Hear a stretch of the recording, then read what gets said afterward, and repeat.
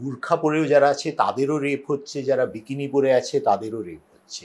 তাই জামা কাপড় পরা ওপরের যদি দোষ দেওয়া হয় তাহলে তার থেকে মিথ্যে কিছু হবে না। আমার ব্রেনটা ঠিক আগের মতো ফাংশন করছে না, এবং সেই জন্য আমার এই সাইনস অ্যান্ড সিমটমসগুলো হচ্ছে, যে আমি ঘুম হচ্ছে না, খিটখিটে হয়ে যাচ্ছে, কান্না পাচ্ছে, মনে হচ্ছে মরে গেলেই ভালো।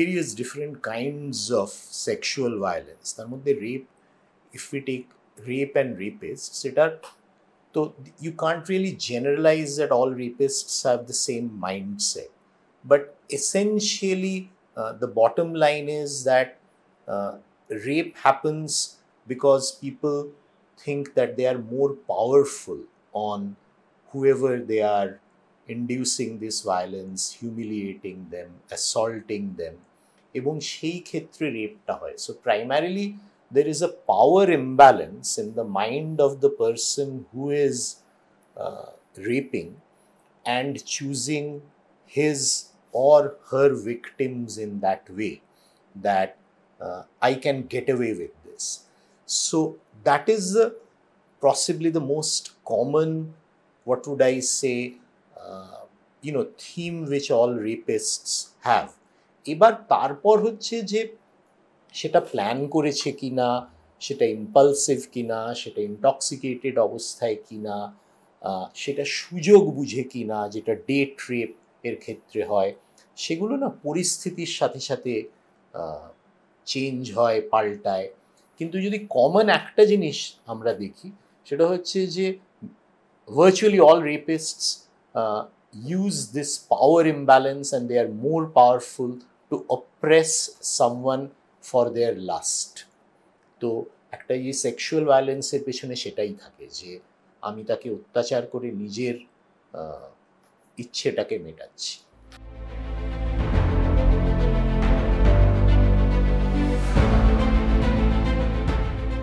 এটা একেবারে সত্যি কথা। এটা তোমার এনি সেক্সুয়াল ভায়োলেন্সের ক্ষেত্রে, এবং মনে করো চাইল্ড অ্যাবিউজের ক্ষেত্রেও, চাইল্ড সেক্সুয়াল অ্যাবিউজ যেটা, which is also is a form of rape, সেখানে মানে rape can be a part of child sexual abuse. Child sexual abuse এর অনেক কিছু ভেরিয়েশনস রয়েছে, আর রেপের ক্ষেত্রেও তাই। a known person having access, তারা ওই সুযোগটা নিয়ে, অ্যাক্সেসের সুযোগটা নিয়ে রেপটা করে। তাই আমি অফ গার্ড থাকবো কখন? মনে করো আমি তো একটা অপরিচিত জায়গায়, আমি অনেকটা সতর্ক থাকবো, আমি সন্ত্রস্ত থাকবো, আমি জানি যে এরকম ঘটনা রেয়ারলি ঘটতে পারে, তো সেই জন্য I will be on my guard. তো যখন আমি জানি যে জানাশোনা লোকের মধ্যে আমি আছি, তখন হয়তো আমি অনেকটাই রিল্যাক্স থাকবো, আমি বিশ্বাস করে তার সাথে কোথাও যাব, তাকে বাড়িতে আসতে অ্যালাউ করবো, কেননা আমি তাকে চিনি বলে, এবং সেই সুযোগটা নিয়েই রেপ হয়। তো সেই জন্যই এই যে স্ট্যাটিস্টিক্সটা বলছো, that is absolutely true both for child sexual abuse এবং also for sexual violence like rape.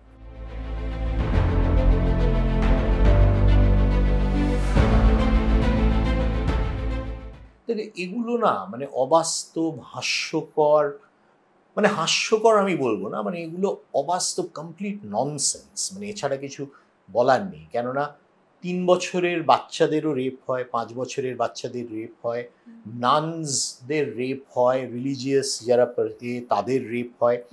তাই কে কী ধরনের জামা কাপড় পরেছে, তারা বুরখা পরেও যারা আছে তাদেরও রেপ হচ্ছে, যারা বিকিনি পরে আছে তাদেরও রেপ হচ্ছে।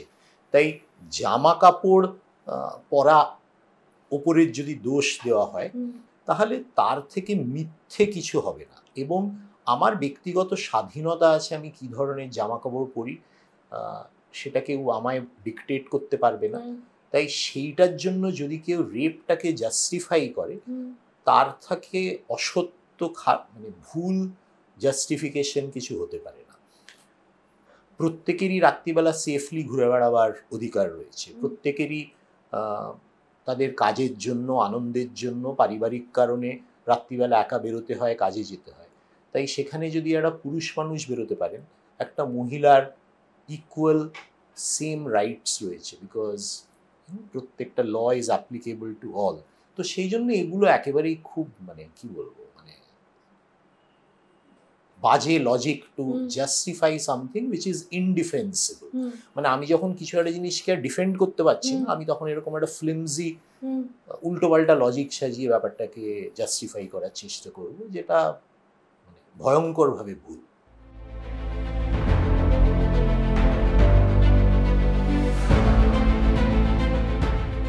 আমার মনে হয় যে কেউ না খুব যেচে আমি রেপড হয়েছি এটা বলাটা মানে কি বলবো, এটা একেবারেই সহজ নয়। এবং এটা একটা সোসাইটি সবসময় একটা there is a victim blaming, মানে যেই কখনো একটা রিলেশনশিপে আমি রয়েছি, তারপর আমি তার থেকে বেরিয়ে গেলাম, তারপর আমি রেগে তাকে অ্যালেজ করলাম যে আমি রেপ হয়েছি, এই ক্ষেত্রে 99.99% সিচুয়েশনে মেয়েদেরই ভিকটিম ব্লেম করা হয়। সেইখানে there are incidents যেখানে অবভিয়াসলি আমরা কাগজে পড়েছি, জানি এরকম, যেখানে there has been false accusation of rape, তবে আমার মনে হয় সেটা একেবারেই জেনারেলাইজ করা ভুল হবে।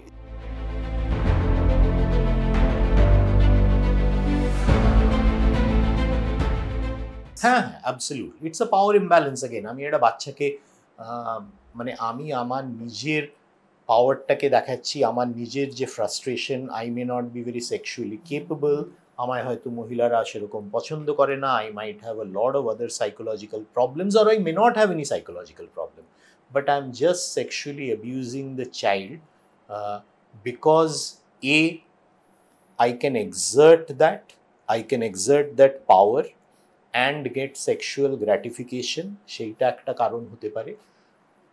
কিছু কিছু মানে যদি আমরা অনেকগুলো চাইল্ড সেক্সুয়াল অ্যাবিউজার দেখি, তাদের মধ্যে কিছু সংখ্যায়, একেবারেই সবাই নয়, কিছু সংখ্যায় they are what we know as paedophiles, মানে তারা primarily they get sexually aroused by having thinking about sex with children. কিন্তু একটা জিনিস খুব আমাদের স্পষ্টভাবে জানতে হবে যে not all child sexual abusers are paedophiles. Paedophile হচ্ছে, ডিফারেন্স হচ্ছে যে পিডোফাইলদের কাছে তাদের primary source of attraction of lust are children, আর আন্ডার এজ চিলড্রেন, মানে বিলো 18 কম বয়সী বাচ্চাদের তারা সেক্সুয়ালি অ্যাট্রাক্টেড হয়। whereas child sexual abusers যে বাকি যে লার্জ গ্রুপটা, they are not primarily sexually aroused by children only. They are also aroused by adults, and also they do it because they can get away with it. সেই জন্য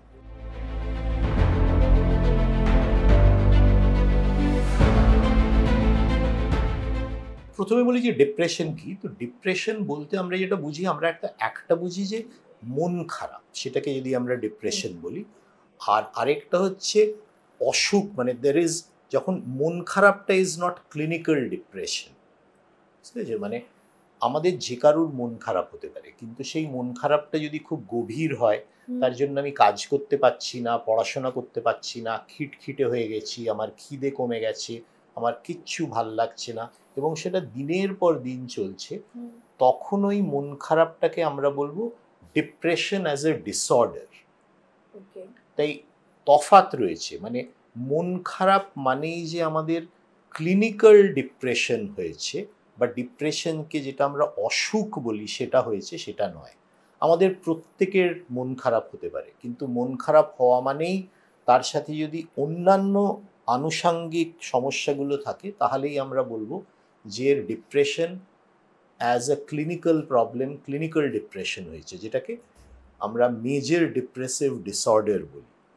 তো major depressive disorder বা clinical depression বহু কারণে হতে পারে।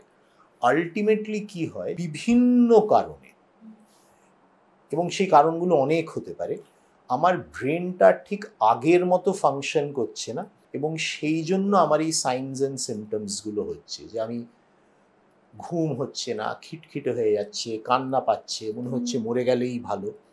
তো সেগুলো পুরোটাই ব্রেনে চেঞ্জেসের জন্য। মনটা কিন্তু is located in the brain, mind is nothing but personalised brain. তো আমার জেনেটিক মানে জিনসের জন্য আমার ব্রেনটা একটু তোমার ব্রেনের থেকে আলাদা, আমার ছোটবেলাটা তোমার থেকে আলাদা ছিল বলে আমার মনটা একটু আলাদা।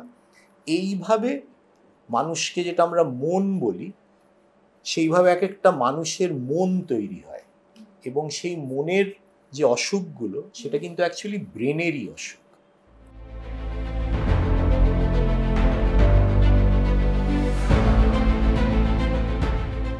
অনেক এক্সপেকটেশন, নর্মস, পেট্রিয়ার্কাল সোসাইটি, ভায়োলেন্সের অনেক বেশি। আরও তুমি যেটা বললে যে তুমি এই ধরনের জামা কাপড় পরতে পারবে না, আমি গেঞ্জি পরে হাফ প্যান্ট পরে রাস্তায় বেরোতে পারি, তুমি পারবে না। Societal problems which women face, which we don't, মানে men don't, sexual harassment, workplace harassment, মানে নির্বিঘ্নে শান্তিতে মেয়েদের আমাদের সমাজে থাকাটা আস্তে আস্তে আরো অনেক বেশি কঠিন হয়ে যাচ্ছে। তো সেই জন্য অবভিয়াসলি সেইটা একটা কারণ। ফ্যামিলিয়াল যে একটা প্রেশার, তারপর এটা করতে হবে, মানে সব কিছুই করতে হবে, মানে স্বামী স্ত্রী দুজনেই কাজ করছে, কেউ এক্সপেক্ট করে না যে স্বামী এসে বাড়িতে আলটিমেটলি রান্না করবে, আলটিমেটলি মাকেই সেটা করতে হবে। ছেলে মানুষ না হলে মায়ের দোষ, কেউ বলে না যে বাবা দেখাশোনা করলো না। তো এগুলো বিভিন্ন কারণে। আর প্লাস আই থিঙ্ক মানে ভীষণ একটা রুথলেসভাবে কাজের জায়গায় মানে অশান্তি, বিভিন্ন কারণে, মানে there are many many reasons why oppression, মানে oppression is one of the main reasons why women have more depression. আমার মনে হয় if you have that sense that you are contributing in some way to someone's life, that might be a plant, that might be a pet, that might be your immediate family members, that might be a friend, মানে একটা যেখানে আমি কিছু contribute করছি, সেইখানে কিন্তু there is a greater chance of finding happiness.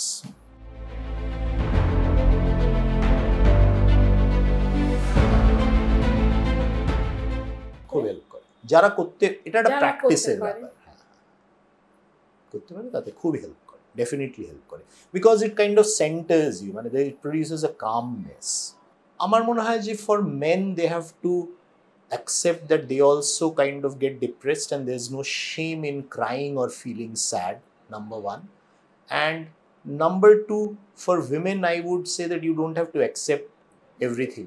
Be a bad wife, be a bad girlfriend, be a bad employee, be a bad mother, you don't have to be perfect.